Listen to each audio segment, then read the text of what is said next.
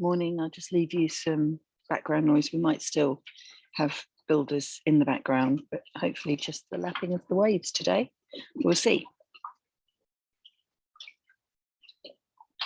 Morning. Welcome to a Wealthy Life podcast. This is another episode in the series that were recorded and filmed in Symi, one of the Greek islands where we've been taking a break. And the whole series started when I was talking to you about the happiness planner. And happiness is really the manifestation of a wealthy life. When you're living a wealthy life, you're happy. If you're happy, you're living a wealthy life. And in order to achieve that, you need to work your way through the 5 principles to be clear what it is that makes you happy. So that was the exercise that we did back in episode 34, I think. But then also the challenge with a plan is that if you reach an obstacle, you can give up too easily. So then we spoke about being adaptable. And then in the episode, I think it was 2 days ago, I was speaking to you about, for you last week, I was talking to you about who steals your time, who's in control of your time, because it's very easy to have all of these plans, to be adaptable, to be raring to go, but simply not to have the time. Yes, there could be money issues as well, but mostly not to have the time because you are fraught with obligations rather than a balance of responsibility and what you want. And I want to counter in some ways and yet continue this idea of waste. So wasting time, what else are you wasting is the topic of this episode, but also to bring into this idea of waste, not to get miserly or ridiculous about saving, because it's so easy to go down a line where you're trying to save, and I'm using the word try very particularly, you know how I feel about that. And in making those efforts, you're actually forgetting other things. And so that's what I just want to have a look at here, so that we're not just talking about time. What else are you wasting? What else are you attempting to save?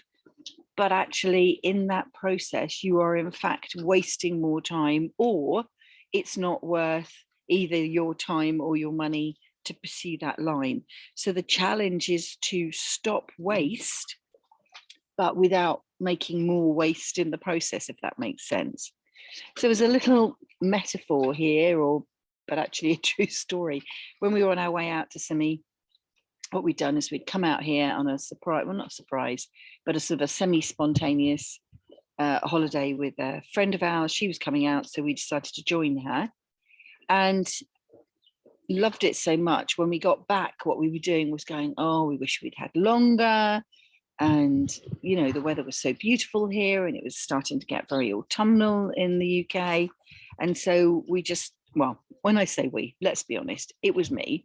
I started to Google what the weather was like, and it wasn't a hard sell to Bob to point out that it was going to be 28 degrees today.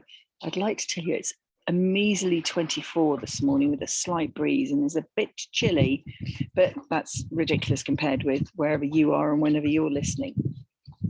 So we booked very quickly to come out the second trip. So rushing to reorganize things, being adaptable, because that's one of the things you need to be with your happiness plan, repacking everything, and realized that I'd come to the end of one of the bigger bottles of suntan cream that I usually use to fill up a smaller bottle.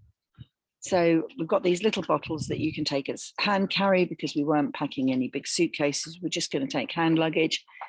And so in order to get the remainder out, like most people, well, I won't say like most people, because that's not necessarily true. Most people don't do this. I turned the bottle upside down to let the cream run to the end of the neck of the bottle so that I could squeeze it out. And I squeezed and nothing worked. And then I took the cap off and still there was no more, but I could tell from the weight there was still quite a bit of cream in there. So I then decided to go downstairs, get a Stanley blade and very carefully cut open this large bottle of suntan cream. And yes, there was cream in there. So then I got a long handled spoon and I was in and I was scraping out and pouring it back into this second bottle. And all that effort, I reckon I probably spent a good half an hour, possibly longer, because there was some looking around for the Stanley blade. Then I got a blunt one, and you know how it all goes. It just, this is the thing. You think you're saving something, and then it spirals, and then you get distracted, and then you come back, and then it spirals. It's well over half an hour scraping out what amounted to 2 teaspoonfuls of suntan cream. Now, that was neither a good use of my time, nor did I, actually save a vast amount of money. Because, I mean, quite frankly, how much money is 2 teaspoons of suntan cream? Nothing much at all. So what I want to do is make sure that when you're thinking through this idea of waste, that you're aware of the nuances, that you're aware of the traps that waste lays for you. So let's just look at 3 examples here. So one is a very obvious waste, which is when we waste money. There's many ways that we can waste money. I'm not going to go into all the dull stuff about utility bills. That's like, so we've been there, done that. You should be paying attention. I've been speaking about it for months.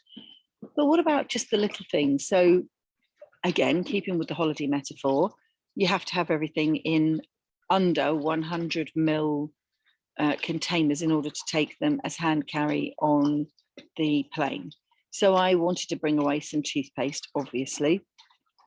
And I didn't check quite how much a regular tube of toothpaste was. I simply went and bought 2 of those tiny toothpastes that you need. You know, they're often given as free gifts at the dentist, and we'd run out. So I spent £1 on this tiny toothpaste, when actually a regular tube of my toothpaste was 100 ml. And that was only, it was £4 for an entire thing, whereas I paid £1 for a tiny one, and I didn't need that. I could have just taken away my normal toothpaste. So where are you being almost sucked into buying stuff you don't need, thinking that you need to buy the tiny versions to go on the plane, or do you need to try this new product? Or a very classic one is looking at when you get offers, buy one, get one free. Well, buy one, get one free is fairly okay. You buy one, you get one free, that's not the problem. But did you need that much? Will you use that much? Or will the free one end up in the bin, in which case it's a complete waste? But worse are when you buy 3 and get one free, or also buy 2, get one free, or when you look at the offers that are off at the end of aisles, where they're saying, oh, look, here's a special offer, 200 mils has got 50 pence off. But if you went round the corner, the 175 mils is cheaper than the 200 mils on offer at the end of the counter. And how few people get out calculators and do the division and work out the units, because while they do put those on some labels, they don't put them on everything. And we do look at some of these offers and go, I'm not sure that offer is actually an offer. That's much bigger than I need. That's going to take, that's maybe 6 months before I use all of that product up. Whereas actually I could buy something that was my original size, technically save money because I'm not spending the larger amount, but also save money because whatever it is isn't going to waste, isn't going off, isn't sitting in the cupboard, not being used. So look at where you're wasting money. And this is, again, in that vein of the conversation I was having to you about the television. Who's in control? Now, if you're looking at offers and you're making the decision that actually, yes, that is something we want. We do want 4 tins of soup, and it's worth buying 4 tins of soup at the same time. You've made that conscious decision. You've done the maths. You're aware that you'll use it. Then that's absolutely fine. It's when you get suckered into stuff that you need to be aware of it. And that is the very clever trick of marketing. A good marketeer will make you buy something without you even realizing you've spent your money or your time in that purchase. And that brings us into another example of wasting money where you could find these cost savings. So comparing prices. Now, again, this is one way you can spend ages comparing prices and actually waste time, and your time is more valuable if you remember. So I'm not saying go to Tesco's, look at the price of ketchup, then go to Sainsbury's, look at the price of ketchup, then go to Waitrose and look at the size of ketchup, and then give up on Heinz altogether and buy Lidl's own tomato sauce. I'm not talking about stuff that's going to take your time, but I'm talking about here maybe in larger purchases. So for example, with us, when we were booking this holiday, I could find the flight out here using Apodo, and I joined their app, and there's a price to be a member, which I've now cancelled, but I was being an Apodo Prime customer, and I could get the tickets, and Apodo were giving me discounts, and I had £26 credit and all of this stuff going on. And because I was in the first 3 months, technically I didn't even factor in the cost of membership. But by the time they've added their booking fees, it was more expensive than if I got the EasyJet flight direct from EasyJet. And then in the end, because another thing that doesn't really take any time or effort is when you allow points to collect, whether it's airline points, whether it's scanning your loyalty cards in the supermarket or whatever. Because we'd got the loyalty points, this trip was done business class with British Airways, and it was fantastic. Yes, we paid some extra money, but the money that we paid was no more than we would have paid to travel with EasyJet in the first place. And EasyJet was cheaper than if we joined Apodo Prime and got, I can't remember what offer they were saying, like 15% off the price plus £26 credit for some reason, was still more expensive. So what cost savings can you find? Where are people adding on service charges? And of course, a classic one is if you want to go to concerts or the theatre or anything like that, and you go through some sort of website like Ticketmaster. Now, they're a business, and yes, what they need to do is to cover their costs, and I understand that. But always check whether you can do these things direct. So again, another example is Airbnb versus Booking.com. All of the apartments, all of the accommodation here on Simi, they are super smart. They're on both of those platforms. When you're with Airbnb, you end up paying more because you can see in their cleaning charges and Airbnb charges. Whereas with Booking.com, yes, you've got the final prices at the end, but the Booking.com prices were cheaper. So again, that's quite interesting to look. Now, that's not true for every single property. Some are the same, but some of them, it was more expensive to book through Airbnb. So where can you gain credit, if you like, through loyalty points or membership or something like that, that doesn't cost you a lot of time or money, but at the same time, where are you signing up for things that is costing you money and not necessarily saving you anything? And don't spend enormous amounts of time comparing, because that's a waste of your time. Bob will spend days comparing prices of things and thoroughly research the entire market. And I say to him all the time, but that's your time factored into that. Have you factored how much time it's taking for you to have just saved £10? So you've got to look at this as a balance. Don't let other people steal your time. Don't let other people, in inverted commas, steal your money. Or don't waste your time. Don't waste your money because you're being careless or flippant or unaware of the value of all of this. But at the same time, don't get so hung up on this that while saving one thing, you're losing in another area. It's about a balance. And there is a degree to life where all life is about a balance without it being mediocre. It's about weighing up the pros and cons and looking at the consequences. And the last one I want to pick up here is about wasting an opportunity. We're about to head into another one of those bouts of, dare I say, global recession, or will it just be UK based? I don't know. But there's very definitely a shift in the market here in late 22. I've not been keeping up on the news while I'm away, so who knows what could have happened. But if it was anything serious, somebody would have phoned. Interest rates are rising. And while the government, on the one hand, is stimulating the property market, actually the rise in interest rates will be putting pressure on buyers, and therefore the property market will be depressed. So how these two movements or forces are going to play out against one another will be really interesting. I got an email yesterday about a portfolio landlord that is selling off 10 or 12 very large HMOs. Why? Because HMOs require the landlord to pay the utility prices, and what else do we know that's going on? So we've got the economy, we've got interest rates being high, we've got utility bills coming into effect.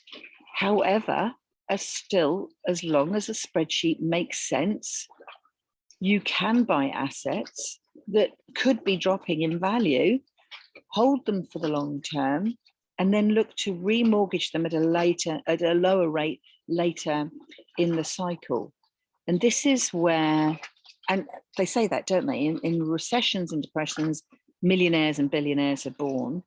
There's always a shift of wealth because those with money are in a position where they have the liquid assets where they can invest, but they also have the knowledge.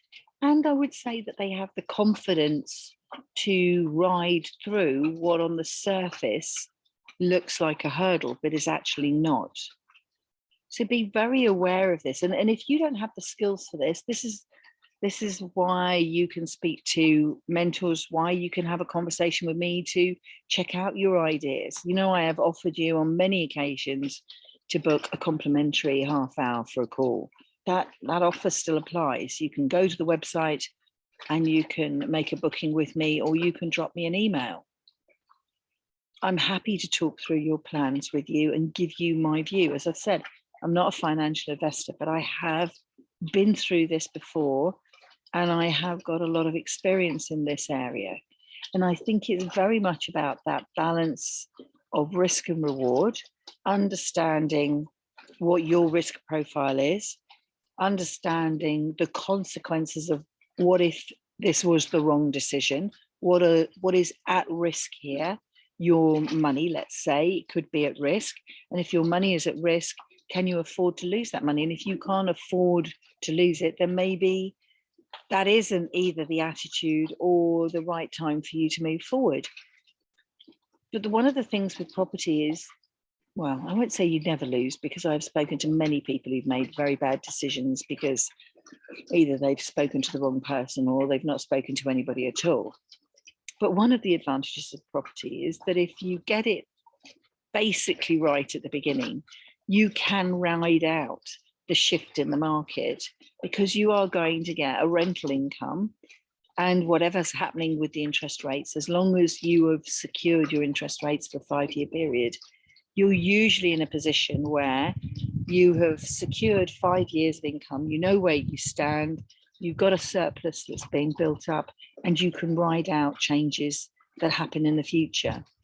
And if interest rates are still rising 5 years from now, worrying about whether we've got income from our assets is going to be the least of our worries, because what you have to remember is that if you're investing in property, you're one of a small minority of the general public. And therefore, if you're not doing well with how you have leveraged your money, how you've leveraged your assets, imagine what everybody else will be doing who doesn't recognize an opportunity, who doesn't move forward and make decisions. They're going to be in a position where they are truly struggling, and therefore there will be more of a societal breakdown than there will be worries about interest rates and everything else going on. But enough from that doom and gloom, as I'm sitting here in the beautiful beaches of Simi. So the principle here is that when prices fall because there is a crash in the market, whether that is gold, or whether that doesn't generate an income, or any of the other forms of materials that you can buy into that type of an asset, or whether you are someone who's interested in the stock market, again, that's not producing a regular monthly income, or whether it's actually property that you can plan for a regular monthly income. You can buy them when the market falls, which seems counterintuitive. Oh, the prices are going down. Either you're thinking, oh no, the prices are falling, that means it's not a good idea to buy. It is a good idea to buy. Or you're thinking, I'll wait a bit until the price gets lower. In this particular case, as the price is lowering, the interest rates are coming up. So the two will offset one another. That's not always how it works, but it is very definitely working that way this time. And it did back in 2008, if you remember. So there is no perfect moment as a market crashes. Every moment is an opportunity, and you need to refer to your spreadsheet. You need to refer to your approach to risk, and you need to decide if this is an opportunity for you. And remember that the idea is that you buy your asset low and then you lock it in to the appropriate lower rates as they come out in the market when the market opens up. And it's a solid plan. It's what I did in 2008 to 2013. And then again, because the market started to pick up around 2011, I did 2011 to 2016. So it's very possible. So let me just take you back and recap this. This is part of a series. Maybe you can hear the waves lapping. I'm not sure. You might just hear some strange slurping noise and wonder what's going on, but it's very definitely the waves lapping over there. It's part of a series that's here in Simi, and the reason for recording them here is to maybe soften my harder podcasts, my maybe more naggy, more direct podcasts, with the idea that you can be flexible, you can be happy at any point you want, you can do whatever makes you happy and still quite easily carry on both running your business, enjoying your life. It's your choice at what makes you happy and how you want to live it. And so there's a series here where I've taken you through the planner, and then the last couple where I've been talking to you about the things that can trip you up in your plan. So being too rigid, what you need to be is spontaneously flexible, those types of things. And I talked about rigid flexibility and plan spontaneity. And then to look at where waste may be creeping in, very specifically with your time as your most valued asset. And then this looking at wasting money more often than not. And so where are you in all of this? What are your thoughts? It's your life, it's your choice, it's your plan. And that's what we're going to pick up on in the next couple of episodes. So I really hope that this has given you some insights, some thoughts, maybe even some practical tips to go away and apply. And I am very grateful for your time listening to A Wealthy Life. I know that your time is precious. Maybe I know how precious your time is more than maybe you do. But I'm still very, very grateful that you listen. My name is Vicky Roche. This is A Wealthy Life. And I hope that I've added a little bit more whoosh into your life and wish you a fantastic day.